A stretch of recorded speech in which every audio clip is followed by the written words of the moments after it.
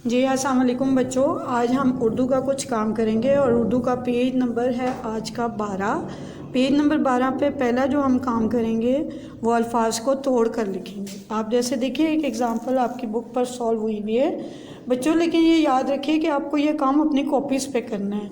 भीगा है, भीगा को उसने तोड़ उसके लिखे हैं भे, ये, गाफ और अलिफ। इसी तरह से आपने थप्पड़, थप्पड़ की अगर आप देखें तो अब क्या बनता है, ते बनता है, थे बनता है, थे के बाद पे जो है वो 2 बार आता है, तो 2 बार हम पे लिखेंगे और रे लिखेंगे।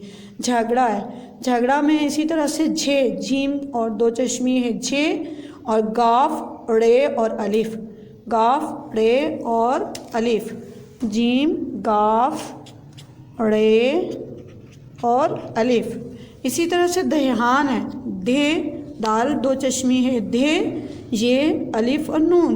पढ़ाया में भी इसी तरह से पे, रे और 2 चश्मी है रे, ये और अलिफ। इसी तरह से बच्चों आपने ये काम मुकम्मल करना है। फिर नेक्स्ट क्वेश्चन है, दिए गए हरूफ से 2-2 लफ्ज़ बनाए।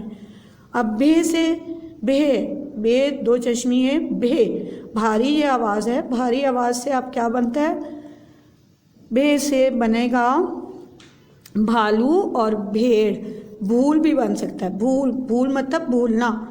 थे से थाली और थैला।